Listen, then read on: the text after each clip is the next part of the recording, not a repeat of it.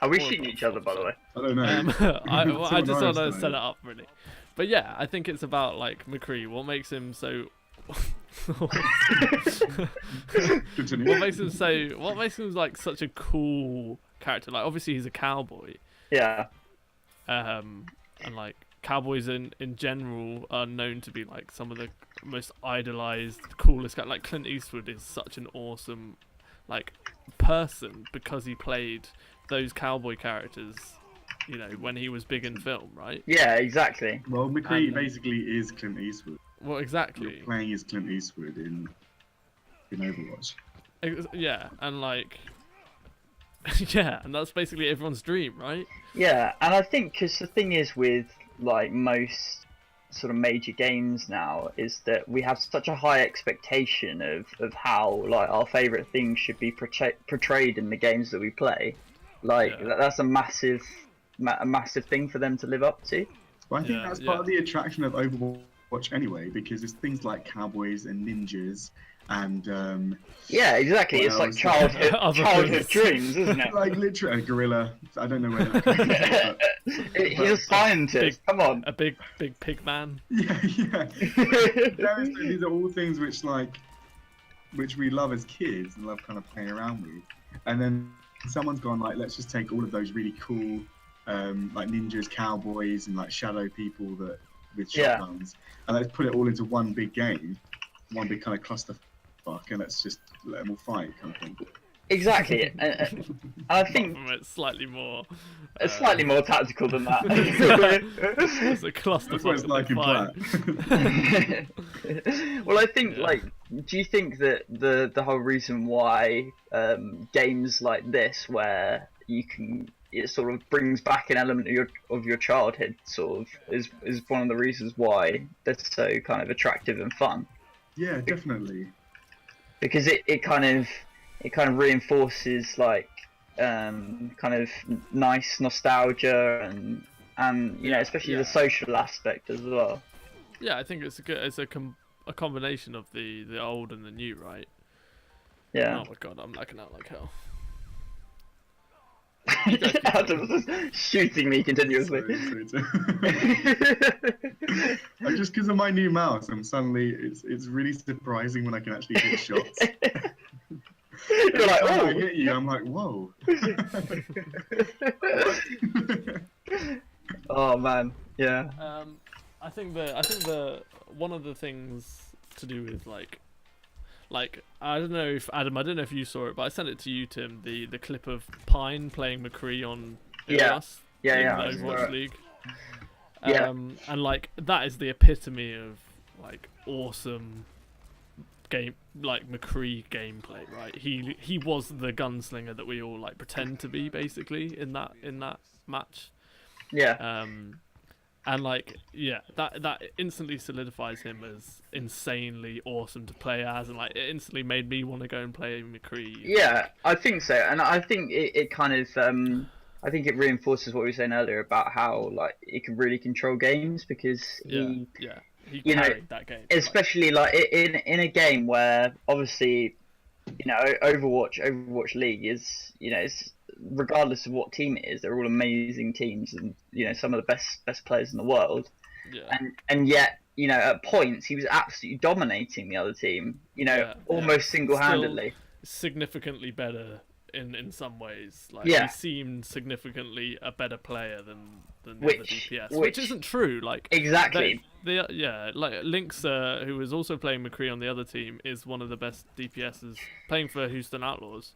One of the best DPSs in the world, like known for that, and he was still being dominated. And I think it is the, you know, like when you get into that flow with Mccree, you know, when you're getting kills and then you roll and then you get more kills. Yeah, it's kind of like you almost seem unstoppable, and I think that's what Pine seemed like, almost unstoppable with. Do you think it's more satisfying to watch as well than other heroes? Because absolutely. Yeah, it's obviously taking so much skill. Like, every time I watch a good Mccree player, I'm instantly like, right, I'm gonna main Mccree now forever. Yeah, exactly. And then I play Overwatch, and then I'm like, oh wait, I can't do that. But why do you Yeah. think that Can't aim. is? Why is it McCree that is more satisfying to watch than any other character? Because I think he's a very kind of calculated, kind of high impact, but also high skill hero, which is, even if you don't play Overwatch, I mean, you know, you can. I know people that don't play Overwatch, and they've Yeah. seen like footage of the different heroes and stuff. And McCree, you know, obviously from other DPS style games where obviously he's got a gun, it's a single shot gun, where you're just picking shots. People inherently know like how difficult that is. Yeah. Yeah, usually it's like people that sniping, come isn't it? Like everyone wants to be a good sniper when they play Yeah. an FPS, Yeah, and this is kind of like that, but with more movement involved and slightly more kit to you. And I think the flashbang and the roll all have something to do with that as well. yeah, absolutely. But I think what I saw about people were commenting on was that Pine is a really good example of how McCree is very influential, right, as a character, but significantly only in higher level games. Yeah, And in lower level games, so from plat below, like lower plat below, where people maybe don't have that mechanical skill to be able to aim amazingly like they do.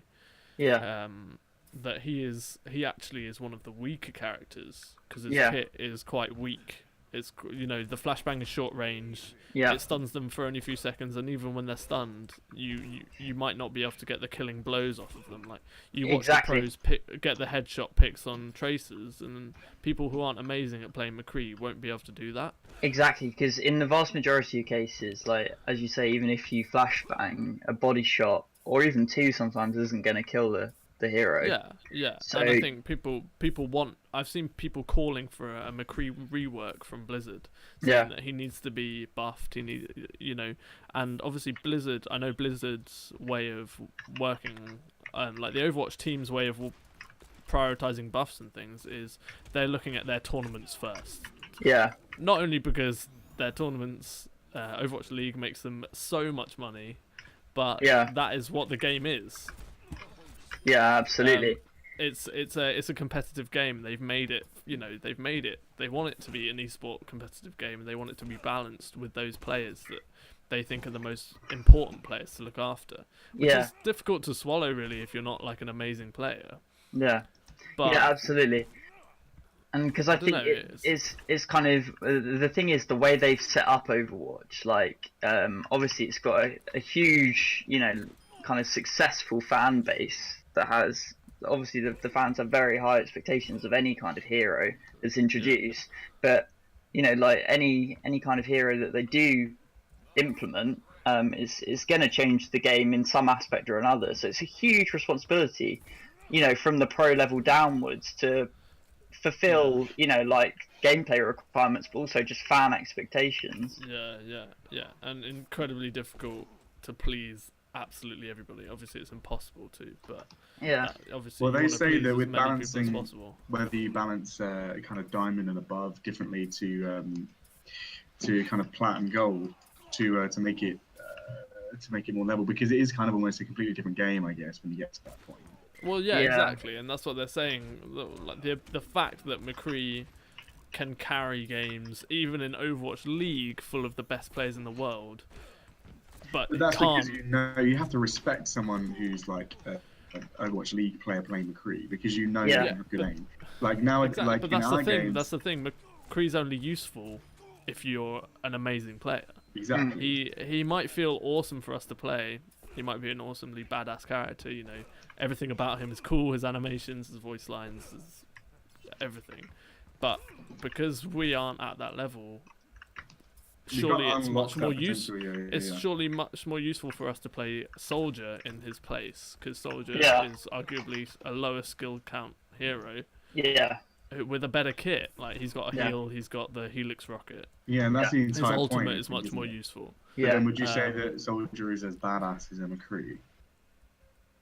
Well, I think Uh, that stems down to again like the whole kind of sort of the way McCree has been set up with, you know, his kind of connotations of being a cowboy and stuff, and like the higher skill rating or skill ceiling, I should say. I think that influences how kind of cool we see the I was character. going to say that. It's the sorry, Joe. I think it's with the fact that it's like a cowboy is such a masculine character, right? And that's part of the reason why we find that kind of thing so appealing as guys. Being a cowboy is like all that it comes with it, like the freedom and the like being a lone ranger and all that kind of stuff. Yeah, it's the epitome of American masculinity. Yeah, and being like this masculine character that has to be good at what you have to have that technical skills. You have to be good at what you can do to play in. It's if you get a good Mccree player, it's the same as like a guy showing off that he's like super muscular and strong kind of thing, or beating someone else in a fight. You know what I mean? It's that that kind of masculine appeal. Well, that's the question, isn't it? Does a higher skill cap hero make them seem more awesome in like if you're watching or if you're playing? If you manage to make a play with a Genji who's a high skill cap hero, is that cooler than making a play with, I don't know, Junkrat, who is arguably a lower skill cap hero because of his, AoE and everything like that. Well, I think the nice thing with Overwatch is that the way it's been set up with team-based combat that's become competitive is the fact that whatever hero you play, you have the potential to really change your game. And it might not necessarily just be through kills. There are plenty of moments where, say you're playing Mercy, and back in the days where you used to have to hide to get that kind of huge res, would just change the tide of the game completely. And you feel so like helpful when you're at that point. Exactly. You don't necessarily feel like badass or like oh my god, this is going to go in like a montage or anything like that. It's more of actually it's more like actually that helped us win this game. Well, I was going to actually say that it's interesting that you brought up Mercy, because do you think that because do you think the reason that Mercy's not that badass is because it's a woman and because it's not that not masculine, you know what I mean? Well, I think is it like criticism of not just us, obviously, because I think that every Overwatch player might feel that, but is it a coincidence maybe that a lot of like female YouTubers all play Mercy? Yeah, well, it's difficult to say because then you have it's really difficult because obviously you have a character like Zarya who is a woman but is quite a stereotypically what you'd call a masculine woman. Yeah. And then you have like awesome plays from people who play Zarya, and like people really like playing Zarya. Yeah. And but then you have people like Ana, and one of the most celebrated players in the whole of Overwatch is Ru Jae-hong, who's an Ana player, who's absolutely amazing. And again, that makes people want to play Ana. And he had the potential with Ana obviously to be cool as well, with like the sleep. With like the sleep dart and I think Mercy is a typically it's difficult to say.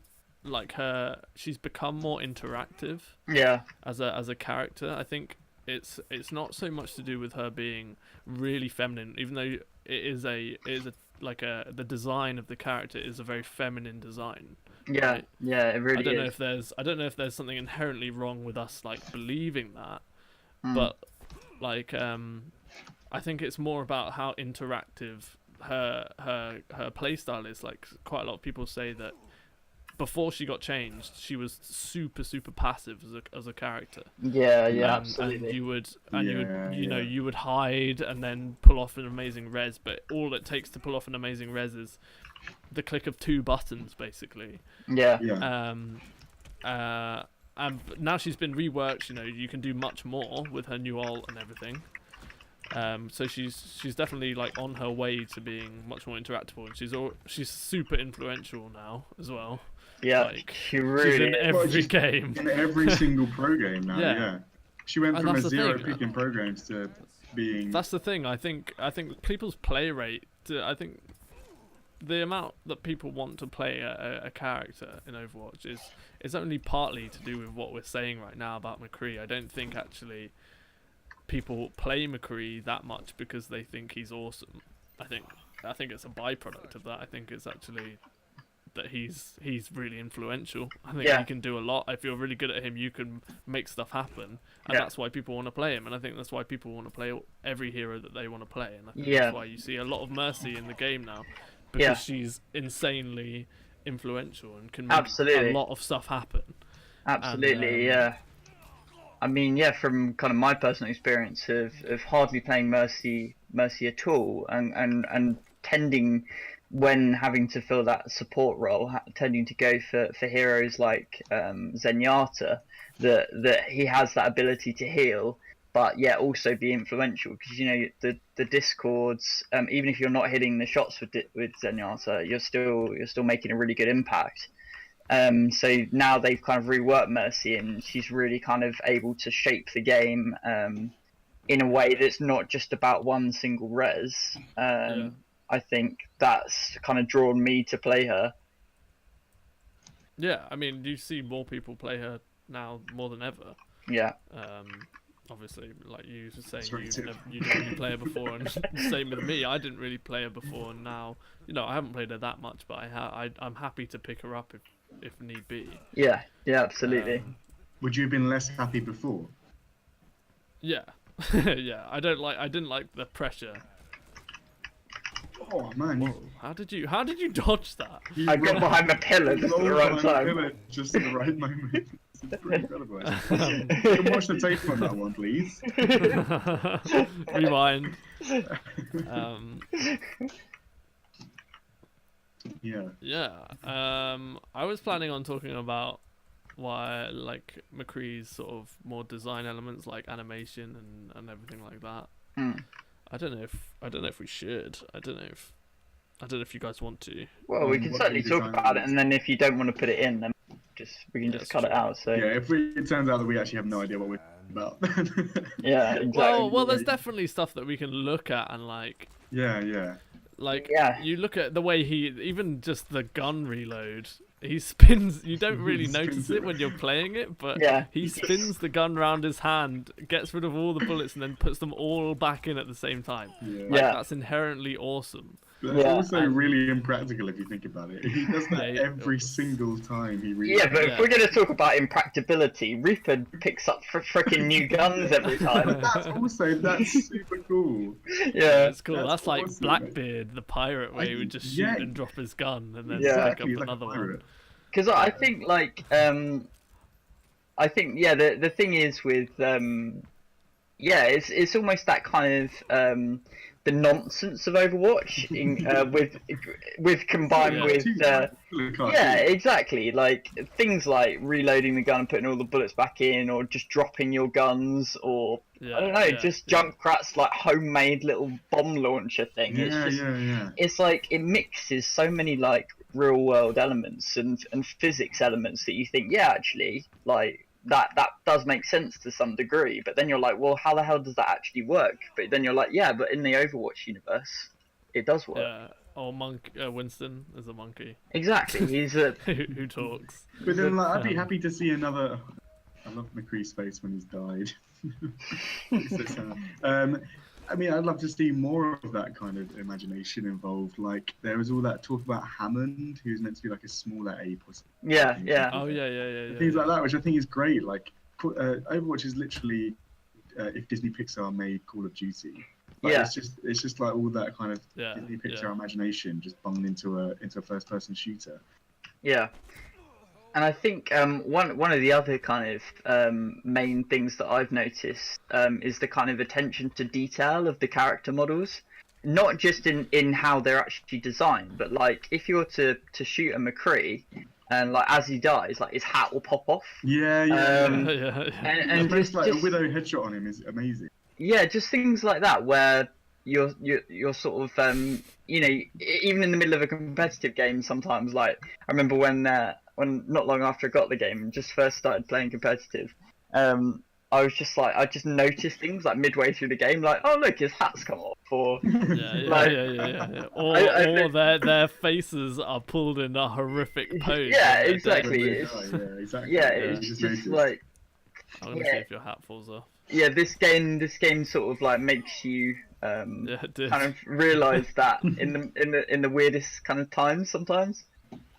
Yeah. Yeah, it's Yeah, just I know the what you attention to mean. detail is then what makes the huge big fights and like they play the games. When you watch them back, the reason why I think they're so like addictive to watch play the games is one because it's like a sense of achievement, isn't it? Like, especially like a Mccree play of the game, you feel awesome. Yeah. And Yeah. then two, because of all those little details of what's happening, like Mccree's hat falling off, or like when the mech explodes, like the little bleeping on the visor and things like that, which just yeah, it's just those kind of attentions that make it seem pretty real. Yeah, they really do. Yes. And Another thing about Mccree's making him look awesome, just on a side note, is with Play of the Games, is that their highlight intros, like all the characters' highlight intros are pretty cool. Like for each one, they're very different. But Yeah. Mccree's are like particularly like cowboy. You know, the one Yeah, where they take from all the cliches, it does the like the scan over his belt. Yeah. And his hat, and then like he pulls the gun out and aims it at the camera, or the one where he rolls and then does the hammer into like the camera screen and everything, and the screen cracks and stuff like that is just so cool. Yeah, Yeah. I think what that always reminds me of, like the whole play of the game mechanic, it almost reminds me of like watching like wrestling on TV or some kind of like sport where they're introducing like, you know, the big shots, the guys that, you know, that you need to watch out for, kind of thing. So I think it's kind of a celebration of like this was a very influential player. Yeah, exactly. It makes you feel very accomplished if you do get it as a player. Yeah, and I think for the most part, like the way the play of the game kind of process works, it works very, very well. Like sometimes you'll look at it and go, why was that play of the game? You know, that person only got 1 or 2 kills, or they got a triple kill. But for the most part,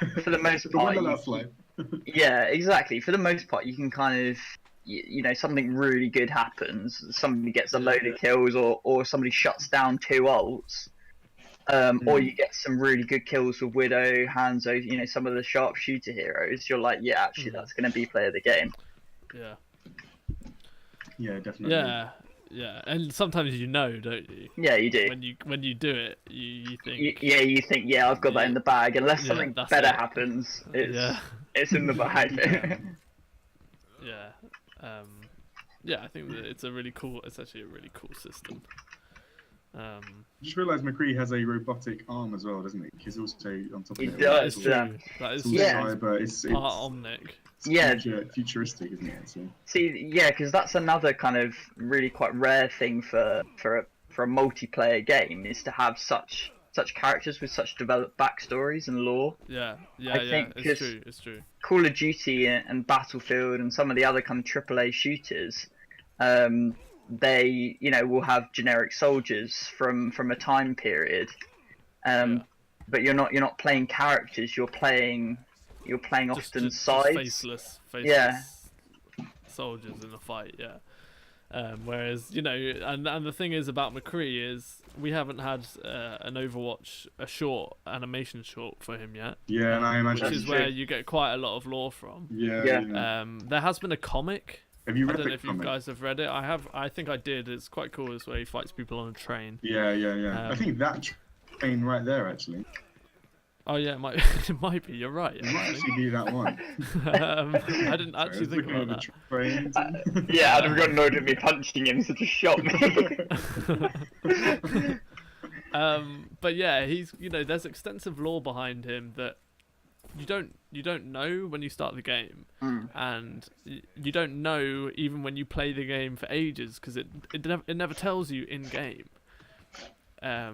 It's all like all this stuff outside of the game that I think is really, really important, because it's like, you know, when you play a game and it's trying to force all its lore into your face, Yeah. or it's like in Skyrim when all the lore's in books, and Yeah. you could read them in game, and I don't know if anybody in real life ever read a single book in Skyrim, No. and I don't know why they would have. Yeah, unless they were role playing. Whereas in this game, like, you can choose to go outside of your way outside of the game and read about Jesse Mccree, figure out why he's got a metal arm. Maybe people know about it, maybe they don't. Or you could watch an animated short when they release one about him, or, you know, the Overwatch Uprising event where his skin, the Blackwatch skin, got released alongside Genji's, and you find out a little bit more about him then, because you realise, oh wait, he was part of the little sneaky division inside Overwatch. And it's like, all that's really interesting to me, because it means that I'm like subliminally taking in all this information. I think that's the trick with actually kind of a nerd audience anyway, is to give them loads of lore for them to look up themselves. Like with Star Wars, if they want Star to, Trek, any of that kind of thing. Yeah, it's like, it's just knowing that you created characters which are so interesting that you're gonna have loads of nerds having like little nerdgasms over it and going off to try and, you know, research it themselves. And and they do, like we do. Adam, we are that. We are that exact audience. I mean, we're making a video about that, and like, you know, it's worked amazingly. Exactly. Like, you know, you play these heroes and you want to know more. I want to know why he's got a metal arm. How did he lose his arm? You know? Yeah, absolutely. I was gonna try and kill him as I jumped off the cliff. And it's like I slipped and fell. Yeah, you did. You just tripped off backwards. Whoa, it's high. Whoa, whoa.